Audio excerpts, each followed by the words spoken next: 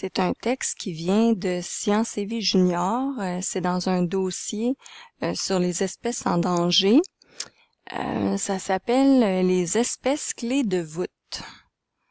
Tiens, c'est drôle parce que je connais ça, une voûte de banque, c'est l'endroit dans la banque où on retrouve les coffrets de sûreté, c'est le coffre-fort de la banque en fait. Alors, c'est un petit peu étrange parce que c'est un texte qui parle des animaux. Je me pose la question, pourquoi l'auteur compare les animaux à des clés de coffre-fort? C'est un petit peu étrange comme comparaison. Sauf que, ok, c'est sûr que je sais c'est quoi, moi, une voûte de banque. Alors, je vais quand même faire une prédiction à partir de cette connaissance-là que j'ai. Je pense que l'auteur veut dire que les animaux sont des trésors ou qu'ils mènent à des trésors, peut-être, sont la clé qui mène à ce trésor-là. On verra si j'ai raison. Un seul être vous manque et tout est dépeuplé. Voilà une maxime que l'on pourrait afficher à l'entrée du parc de Yellowstone aux États-Unis. Là-bas, l'éradication d'une seule espèce... Oups, ok. Je pense que je vais être obligée de m'arrêter. Je connais pas ça, ce mot-là. Éradication.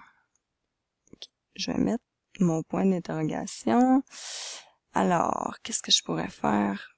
Je vais commencer par regarder dans le contexte pour voir si je trouve des indices qui pourraient m'aider à comprendre le mot. L'éradication d'une seule espèce, le loup, a provoqué la disparition d'une foule de plantes et d'animaux. Dans les années 1920, en effet, le gouvernement américain a autorisé la chasse au loup dans cette réserve protégée. D'une part, pour rassurer les éleveurs qui craignaient que ces prédateurs ne s'attaquent à leurs troupeaux. D'autre part, parce que l'on n'imaginait pas à l'époque les conséquences écologiques de leur disparition.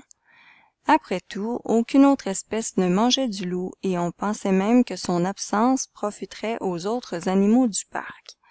Pour une erreur, ce fut une belle erreur. Okay, ben, je pense que j'ai quand même pas mal de mots que je peux relier entre eux. Donc, le loup a provoqué la disparition d'une foule de plantes et d'animaux. On parle ici qu'il y a eu de la chasse au loup. On n'imaginait pas les conséquences écologiques de leur disparition. On pensait même que son absence, l'absence du loup, profiterait aux autres animaux du parc. Alors, je suis pas mal certaine que éradication, c'est un synonyme de disparition, mais je vais le remplacer dans la phrase pour voir si ça fonctionne. Là-bas, la disparition d'une seule espèce, le loup, a provoqué la disparition d'une foule de plantes et d'animaux. Ben, la phrase se tient, puis ça a du sens avec ce que ça raconte. OK. Bon. En plus, là, j'ai pratiquement lu déjà la moitié du texte. Je vais faire un petit arrêt rapide pour résumer jusqu'à maintenant. Donc, on m'a dit qu'il y avait eu beaucoup de chasse au loup. Loup disparaît. Fait disparaître d'autres animaux.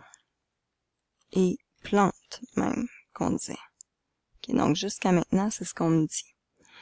Car le loup, on le sait aujourd'hui, fait partie de ces espèces que l'on appelle clés de voûte. Ah, ils vont sûrement m'expliquer qu'est-ce qu'ils veulent dire par là. Elles jouent un rôle tellement essentiel dans leur écosystème que lorsqu'elles disparaissent, celui-ci s'effondre, exactement comme le feraient les voûtes d'une église si elles venaient à perdre leur pierre de clé, la pierre centrale qui tient toutes les autres pierres. Oups. OK, je pense que je vais être obligée de corriger ma prédiction parce que on parlait pas du tout d'une voûte de banque. En fait, c'était pas ça du tout. OK, donc je vais la corriger ma prédiction, je vais la mettre par-dessus. Donc, prédiction, animaux égale très important, sinon tout s'effondre. Donc, on dit que la pierre clé de voûte, la pierre de voûte dans une église, c'est ce qui permet à toutes les autres pierres de tenir. Donc, si elle disparaît, ça tombe par terre, ça s'effondre. Alors, j'ai corrigé ma prédiction. OK. Et là, pourquoi l'auteur compare les animaux à des clés de coffre-fort? Ben, en fait, c'était même pas à des clés de coffre-fort. Il comparait les animaux à, comment ça s'appelle? À une pierre de clé. C'est ça qu'on voulait dire. Donc, parce que loup, très important, sinon tout s'effondre. Donc c'est un peu, ça répond en même temps là, à la prédiction, là, c'était lié, c'est sûr. OK, donc, c'est bon. Donc, le loup était très important. OK, je continue. Mais pourquoi les loups sont-ils si importants? Eh bien, en tant que prédateurs, ils limitent les effectifs de leur proie et les empêchent de pulluler. Ce faisant, ils favorisent la survie des espèces qui sont en compétition avec ces proies, que ce soit pour de la nourriture ou pour un abri. Ainsi, une fois leur ennemi héréditaire disparu, les wapitis du Yellowstone se sont multipliés. Le problème, c'est que ces cousins des cerfs sont de gros mangeurs. Pesant jusqu'à 300 kg, ils ingurgitent chaque jour 7 kg d'herbes, de feuilles ou d'écorce.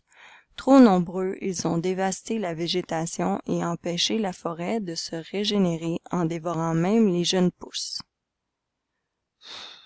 OK. Je pense que j'ai vraiment pas compris grand-chose de ce qui s'est passé dans ce bout-là du texte. Tellement d'informations. OK. Vraiment rien compris. OK. Qu'est-ce que je peux faire? OK. Bon, je vais commencer par relire plus lentement. Puis, je vais essayer de faire un schéma, tiens, juste ici, là, à droite, pour illustrer ce qu'on m'explique. Bon. Eh bien, en tant que prédateur, ils limitent les effectifs de leur proie et les empêchent de pulluler, de se reproduire, donc. OK. Donc, imaginons que ça, c'est le parc de Yellowstone. Donc, si on a des loups, comme ça, donc ça, ce sera mes loups. OK. Donc, les proies, donc les wapitis, il n'y en a pas trop. Parce qu'il y en a quelques-uns qui se font manger à l'occasion par les loups. Il y en a un petit peu. OK. Donc, ce faisant, il favorise la survie des espèces qui sont en compétition avec ces proies, que ce soit pour de la nourriture ou pour un abri. OK. Donc, il y a d'autres proies de ce genre-là qui sont en compétition avec les wapitis pour avoir un endroit où vivre puis assez de nourriture. Donc, si il n'y a pas trop de wapitis, il y a des abris et de la nourriture pour tout le monde. Sinon, évidemment, s'il y a plus de wapitis, ça va être plus difficile pour les autres espèces.